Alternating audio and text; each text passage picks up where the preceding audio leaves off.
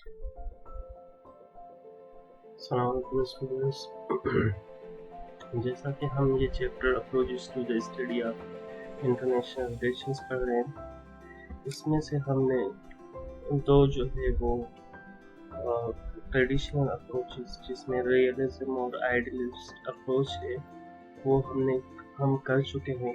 अब जो है हम करेंगे मॉडर्न अप्रोचेस, उसमें साइंटिफिक अप्रोच और इकोनॉमिक अप्रोचेस जो है आज हम करेंगे। तो इसके बाद जो है ये जो चैप्टर है फोर्थ चैप्टर वो कंप्लीट हो जाएगा।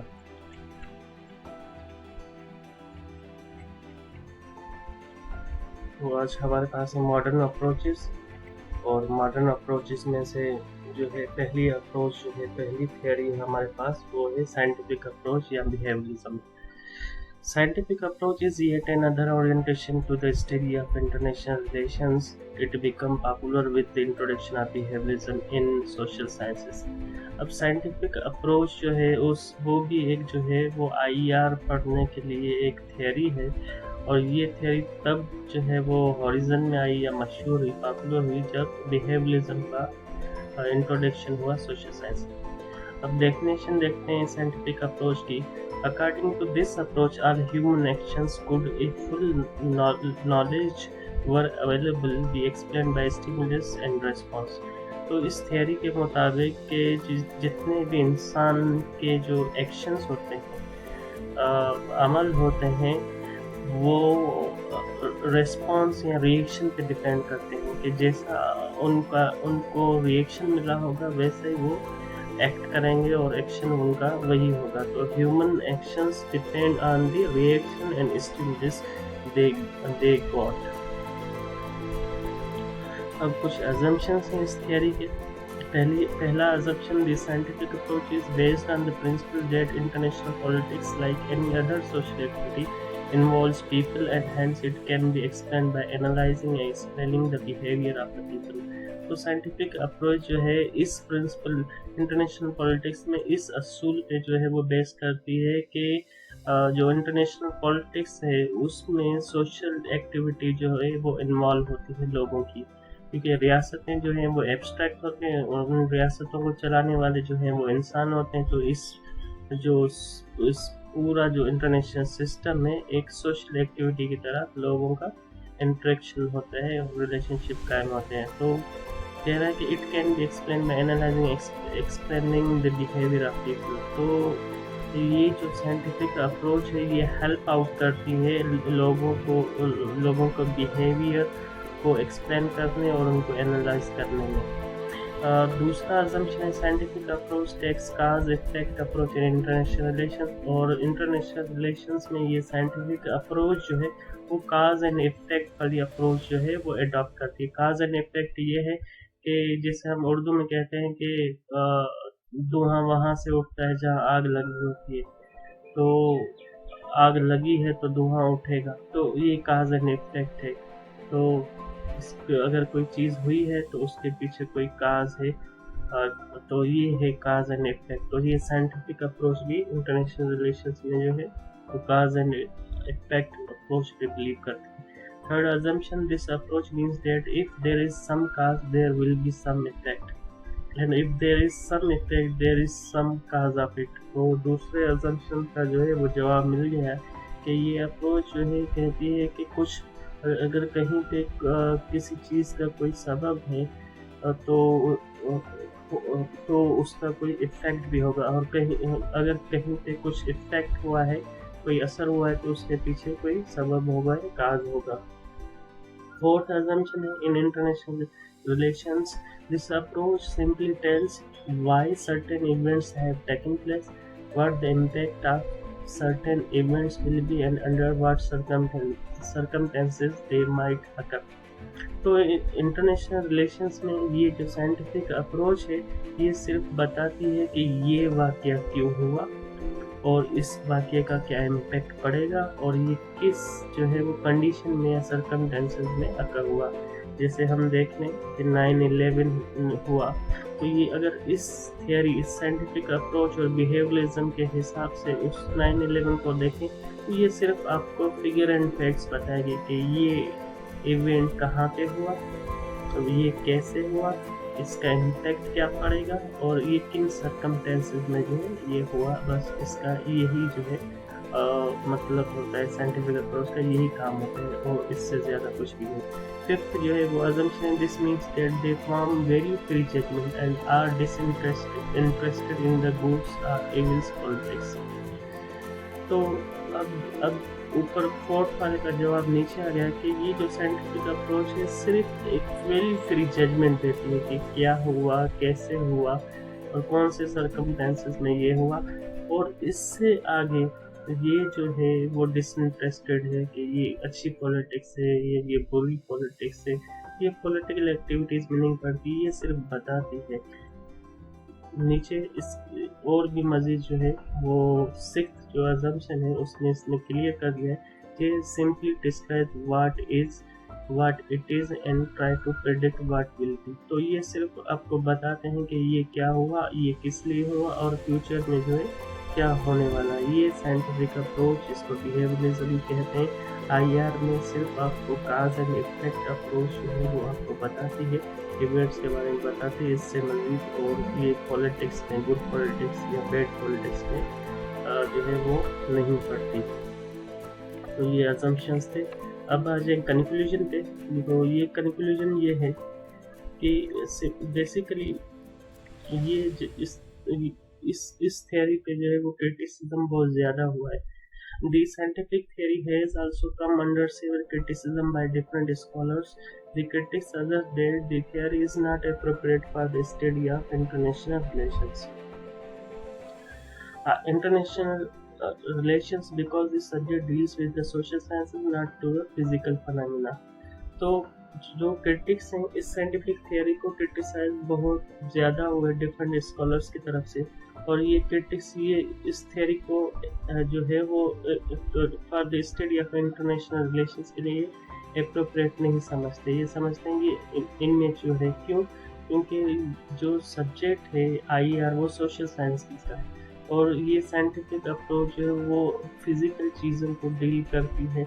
तो इसलिए कहते हैं कि नॉट टू फिजिकल फिनोमेना, के फिजिकल फिनोमेना में सोशल साइंसेस में जो है वो डील नहीं करती। आगे चलते हैं कि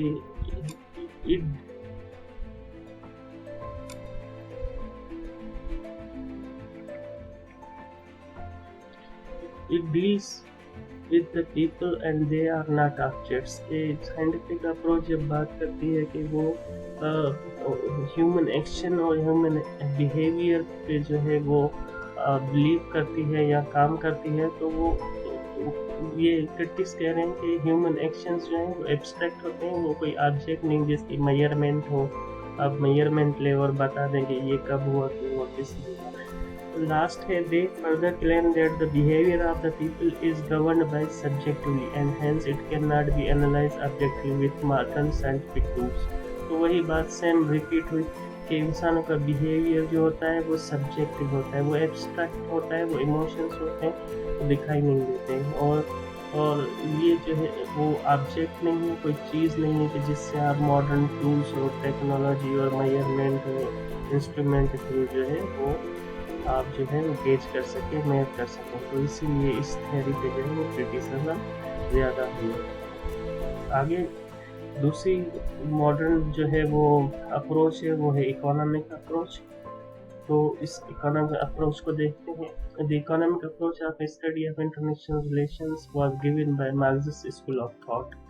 कि जो मार्क्सिज्म या मार्क्सिस्ट स्कूल ऑफ थॉट के जो फॉलोवर्स थे उन्होंने जो है ये इकोनॉमिक अप्रोच जो है वो दी है। According to this approach the economic system is at the foundation of every society. तो इस थियोरी के मुताबिक कि जो इक़्तिसादी निज़ाम होता है वो हर सोसाइटी के लिए एक फाउंडेशन का काम करता है।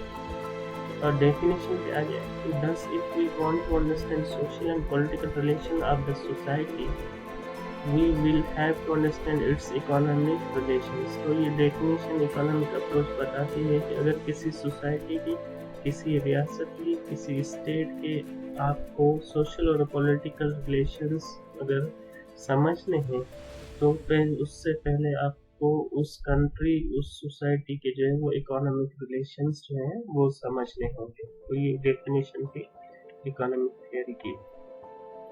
अब कुछ जो है वो अजम्पशंस हैं। तो पहला अजम्पशन जो है वो according to this theory, there is a class struggle going on between those who control the means of production and those who do not, and all other social interaction are based on this phenomena. तो ये जो basically ये economic theory जो है वो Marxist theory है। तो इस थ्योरी के मुताबिक कि सोसाइटी में जो है वो क्लास स्ट्रगल है। एक तरफ जो है बॉर्जुआइजी क्लास है, जो इंडस्ट्रियल क्लास है, दूसरी तरफ जो है वो प्रोलेटरेट क्लास है, जो लेबर क्लास है, लेबर तबका है। तो ये कह रहा है कि ये जो स्ट्रगल है, ये जो लड़ाई है सोसाइटी में, ये दो तबका के बीच में, एक तबका वो bourgeoisie class who control the means of production, जिसके पास सारा कुछ है, मतलब इंडस्ट्री है, पैसा है, वो इन्वेस्ट करना सब कुछ उसके पास है। और दूसरा तबका दोज हु डू नॉट है, जो लेबर तबका है, जिसके पास कुछ भी नहीं है। तो एंड ऑल अदर इंस्ट्रक्शन, ये पूरी थ्योरी जो है इन दोनों के बीच में जो कॉन्फ्लिक्ट है उसको डिस्कस करती है। दूसरा assumption, state is agent of internationalist capitalist class. तो ये इकोनॉमिक थियरी कहती है कि ये जो रियासतें हैं वो इंटरनेशनल जो कैपिटलिस्ट क्लास है, बॉर्जुआई क्लास है, उसकी एजेंट्स है, वही उन रियासतों को चलाते हैं। रियासत के जो लीडर होते हैं वो वडेरे होते हैं, चौधरी होते हैं, इंडस्ट्रियलिस्ट होते हैं, पैसे वाले होते हैं। कोई गरीब तबका या लेबर क्लास जो है वो हुकूमत नहीं करता। तो ये रियासत जो है उनकी एजेंट होती है। तीसरा अजम्पशन है, international system is highly stratified and dominated by the capitalist classes. तो अगर तीसरा अजम्पशन ये है इकोनॉमिक थियरी का कि अगर हम इंटरनेशनल सिस्टम को देख रहे हैं तो वो भी जो उसको कंट्रोल कर रहे हैं इंटरनेशनल सिस्टम को, वो भी कैपिटलिस्ट क्लास है या बोर्जुइस क्लास है, जो अमीर तबका एलीट क्लास है, वो सारा कुछ है वो इंटरनेशनल सिस्टम चला रहा है। Fourth assumption is the theory says that in the end the change only possible, the world capitalist society will be replaced by communist society through revolutions which will be classless and stateless in nature. तो fourth अगर assumption हम देख रहे हैं तो ये theory कहती है कि दुनिया में जो है वो निज़ाम का चेंज होना जो है वो पॉसिबल है। कैपिटलिस्ट सोसाइटी जो है वो चेंज हो जाएगी कम्युनिस्ट सोसाइटी पे, लेकिन उसके लिए जो कम्युनिस्ट है या जो लेबर तबका है जो मार्क्सिस्ट पे बिलीव करता है, तो उनको इनकलाब लाना पड़ेगा। जब वो इनकलाब आएगा, हमने देखा 1917 में इनकलाब आया रशिया में, और पहले जो है ये जो प्रोलेटेरिएट जो तबका था जिसका लीडर लेनिन था, उसने जो है वो मार्क्सिस्ट निज़ाम, कम्युनिस्ट निज़ाम जो है वो रशिया में बनाया और कम्युनिस्ट रियासत बनाई, और कैपिटलिस्ट जो जितने भी रूलर थे उनको ओवरथ्रो करके उनको भगाया मुल्क से। तो ये वही बात कर रहे हैं कि रेवोल्यूशन जो है उसका एक वाहिद रास्ता है बोर्जुआई क्लास को ओवरथ्रो करने का।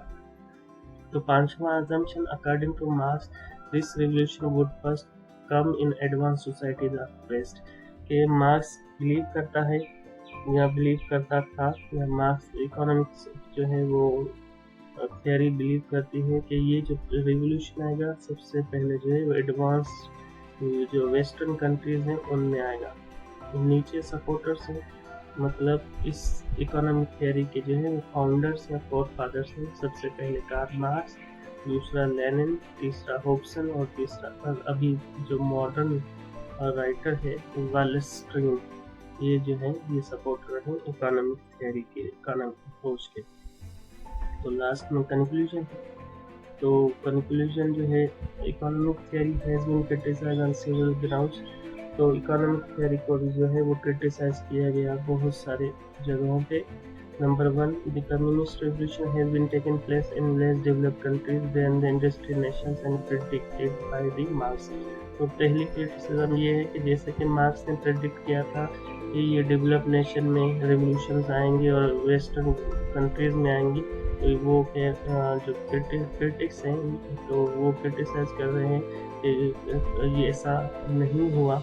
लेकिन ये वहाँ पे हुआ जो लेस डेवलप्ड नेशंस हैं, कंट्रीज हैं, अब वहाँ पे जो है ये जो है कम्युनिस्ट रिवोल्यूशन है, जैसे रशिया है, चाइना है, क्यूबा है, वियतनाम है, नॉर्थ कोरिया है और लाओस है, और भी बहुत सारे जो है उस ज़माने में जब कम्युनिस्ट रिवोल्यूशंस आई थी सेकेंड वर्ल्ड वार के बाद, तो उसके बाद जो है क्रिटिक करते हैं तो ये एक तो प्रोटेक्शन गलत थी। Second, the theory predicated a classless and stateless society. However, where this revolution took place, the government and state took authority than before. तो दूसरी क्रिटिसिज्म ये है कि भाई जो इकोनॉमिक या मार्क्स ने जो प्रेडिक्ट किया था कि जब कम्युनिस्ट रिवोल्यूशन आएगा तो सोसाइटी क्लासलेस और स्टेटलेस जो है वो सोसाइटी बन जाए, लेकिन ये ऑब्जर्व किया गया कि जहाँ जहाँ पे कम्युनिस्ट रिवोल्यूशन आई तो वहाँ पे जो गवर्नमेंट्स और स्टेट ने जो है टोटल अथॉरिटी जो है अपने हाथ में रख दी और अथॉरिटेरियन स्टेट जो है वो बन गई। Lastly, the theory believes that international wars take place because of the capitalist imperialism. तो लास्ट ये है कि ये थियरी बिलीव करती है कि जो इंटरनेशनल वॉर्स हैं वो कैपिटलिस्ट इम्पीरियलिज्म की वजह से। If this is true, the clashes should have not taken place among the communist countries of which history has many examples. तो अगर ऐसा है सिर्फ कैपिटलिस्ट इम्पीरियलिज्म की वजह से इंटरनेशनल वॉर्स हुई, तो ये क्रिटिक्स जो है वो क्रिटिसाइज कर रहे हैं, तो फिर क्यों कम्युनिस्ट कंट्रीज में जो है ये वॉर्स हुई और इवन जो कम्युनिस्ट कंट्रीज के दरमियान आपस में जो है ये जंगें हुई, तो ये भी जो है एक जो प्रेडिक्शन है वो गलत हुई। तो ये कंक्लूजन है मार्क्सिज्म का। तो आज ये चैप्टर यहाँ पे कंप्लीट हुआ, तो हम जो है नेक्स्ट चैप्टर जो है नेक्स्ट वीक करेंगे। आज के लिए इतना काफी। अल्लाह।